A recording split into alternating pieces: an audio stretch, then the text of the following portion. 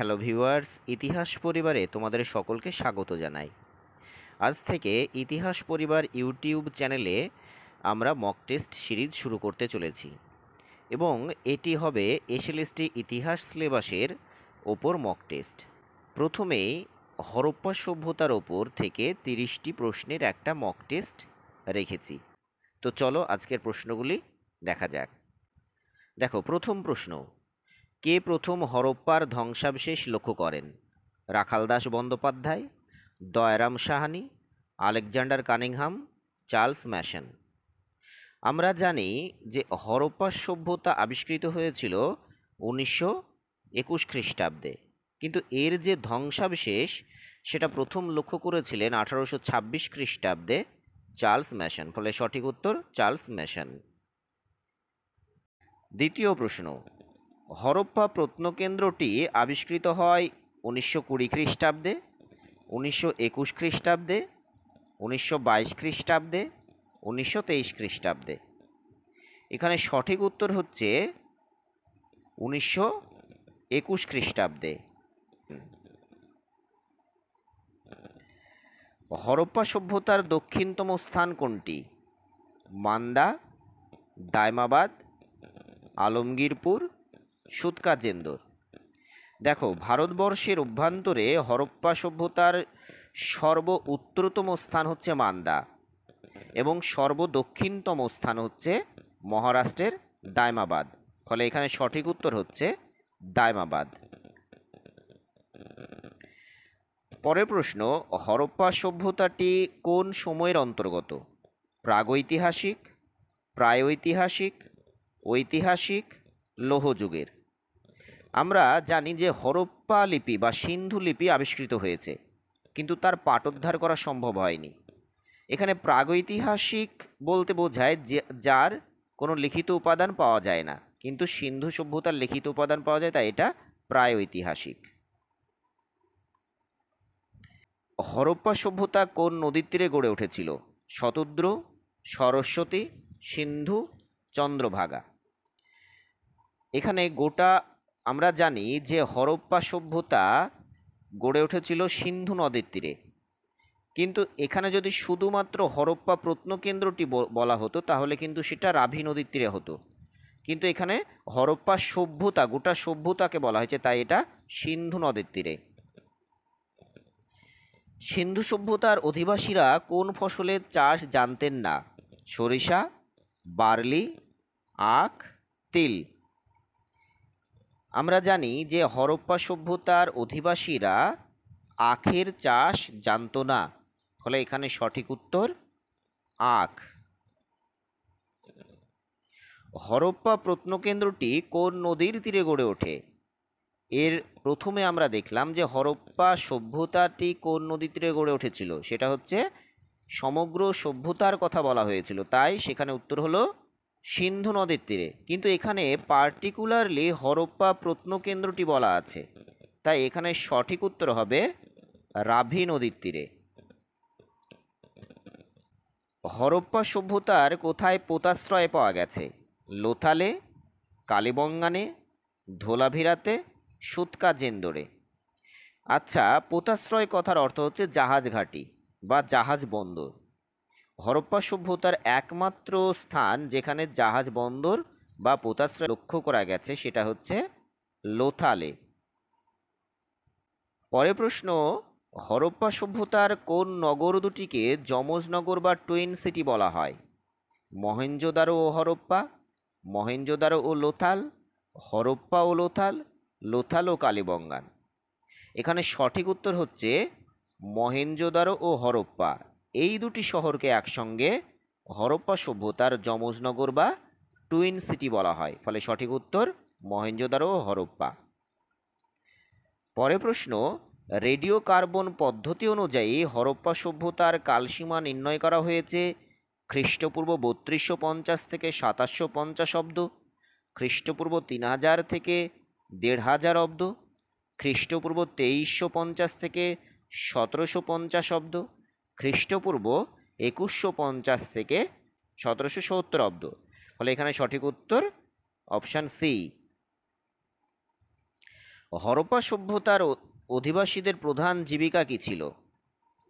ব্যবসা, শিল্প, কৃষিকাজ না বাণিজ্য?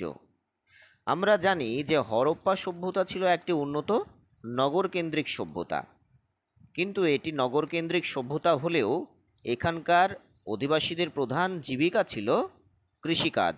ফলে এখানে সঠিক উত্তর কৃষিকাজ। হরপ্পা সভ্যতার ম্যানচেস্টার বলা হয় কালিবঙ্গান, লোথাল, ধোলাভিরা না রোপারকে? আমরা জানি যে আসলে ম্যানচেস্টার শহরটি হচ্ছে ইংল্যান্ডে অবস্থিত এবং সেটি একটি বাণিজ্য কেন্দ্র হিসেবে খুবই গুরুত্বপূর্ণ। তো এখানে হরপ্পা সভ্যতার ম্যানচেস্টার বলা হয় লোথালকে। পরের প্রশ্ন, স্বাধীনোত্তর ভারতবর্ষের কোন রাজ্যে হরপ্পা সভ্যতা সবথেকে বেশি প্রত্নকেন্দ্র আবিষ্কৃত হয়েছে? রাজস্থানে, গুজরাটে, উত্তরপ্রদেশে, মহারাষ্ট্রে? অর্থাৎ স্বাধীনতার পরবর্তী সময়ে হরপ্পা সভ্যতার সবথেকে বেশি স্থান বা প্রত্নকেন্দ্র খুঁজে পাওয়া গেছে, সেটা কোথায়? সেটা হচ্ছে গুজরাটে। রোপার কোন নদীর তীরে অবস্থিত? শতদ্র, হিন্দন, সিন্ধু, সরস্বতী? আমরা জানি যে রোপার প্রত্নকেন্দ্রটি হচ্ছে পাঞ্জাবে অবস্থিত এবং হরপ্পা সভ্যতার একটা গুরুত্বপূর্ণ প্রত্নক্ষেত্র হচ্ছে রোপার। সেটা কোন নদীর তীরে অবস্থিত? সেটা শতদ্র নদীর তীরে অবস্থিত। ফলে এখানে সঠিক উত্তর শতদ্র।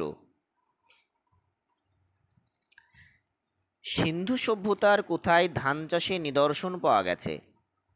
রংপুর ও লোথাল, লোথাল ও কালিবঙ্গান, কালিবঙ্গান ও ধোলাভিরা, রংপুর ও কালিবঙ্গান?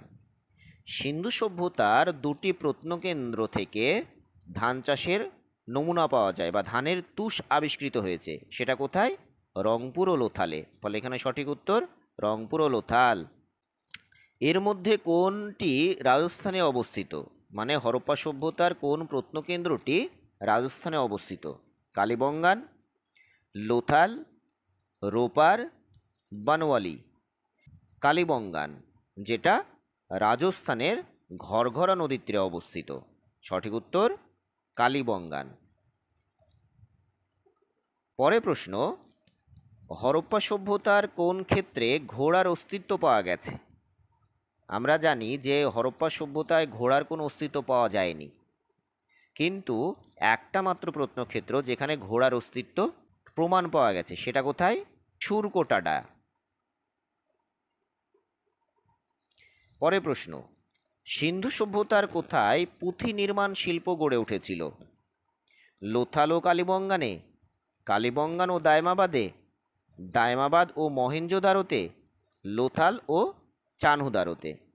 পুঁথি নির্মাণ শিল্প বা বিড নির্মাণ শিল্প গড়ে উঠেছিল হরপ্পা সভ্যতার লোথাল ও চানহুদারোতে। ফলে এখানে সঠিক উত্তর ডি।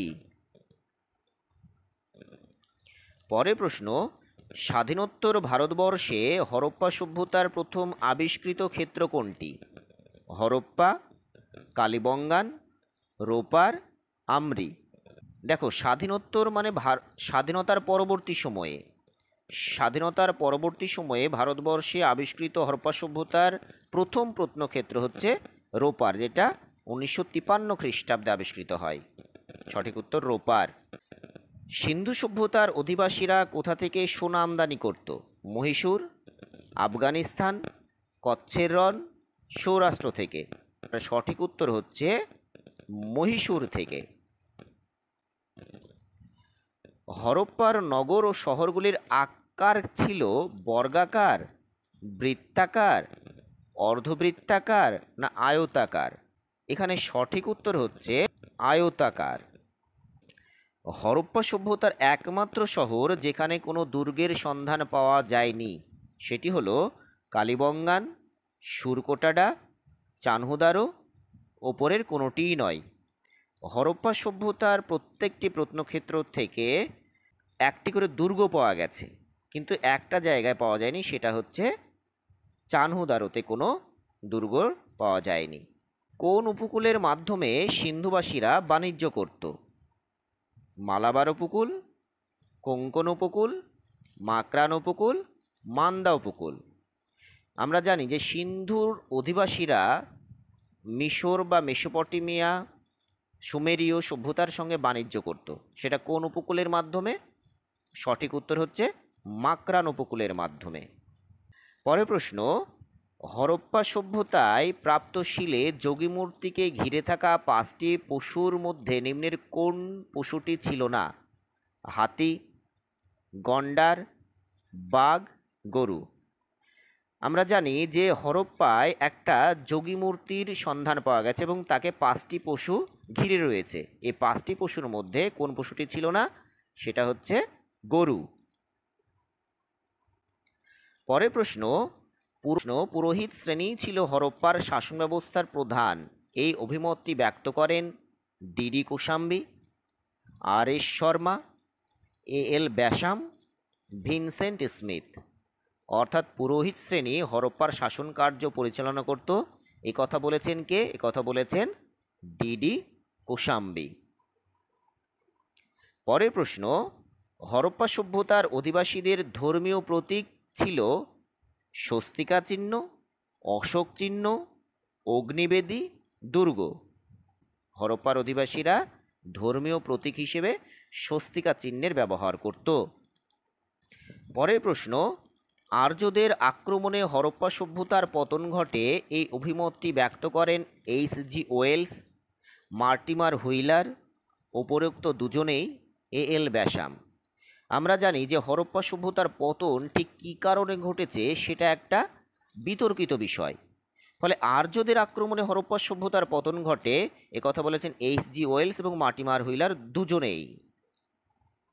পরের প্রশ্ন, হরপ্পা সভ্যতার পতনে অনাবৃষ্টিকে দায়ী করেছেন কে? রাইক্স, ম্যাকে, ডেলস, অরেলস্টেন। এখানে দেখো রাইক্স, ম্যাকে, ডেলস এরা হরপ্পা সভ্যতার পতনের ক্ষেত্রে বন্যা, ভূমিকম্প এই সমস্ত তত্ত্বগুলো দিয়েছিলেন। ফলে কিন্তু অরেলস্টেন তিনি বলেছেন যে হরপ্পা সভ্যতার পতনের একমাত্র কারণ হচ্ছে অনাবৃষ্টি। ফলে সঠিক উত্তর অরেলস্টেন। পরের প্রশ্ন, এর মধ্যে কে হরপ্পা সভ্যতার পতনে বন্যার কারণকে মানেন না? রাইক্স, ম্যাকে, এশার রাও, হুইলার।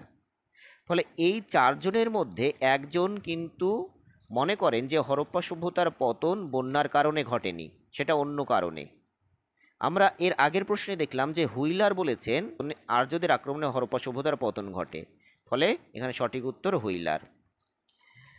পরের প্রশ্ন, সিন্ধু সভ্যতার পতনের কারণ হিসেবে মহাজাগতিক বিস্ফোরণের তত্ত্বটি তুলে ধরেছেন কে? Aurel Stein, sir John Marshall, doctor Mary Agnes Cortie, Mortimer Wheeler. এখানে সঠিক উত্তর হচ্ছে ডক্টর মেরি অ্যাগনেস কোর্টি, যিনি হরপ্পা সভ্যতার পতনের কারণ হিসেবে মহাজাগতিক বিস্ফোরণের তত্ত্বকে তুলে ধরেছেন। তো আজকে এই পর্যন্তই। আবার পরের ভিডিওতে তোমাদের সঙ্গে নতুন প্রশ্ন নিয়ে হাজির হব।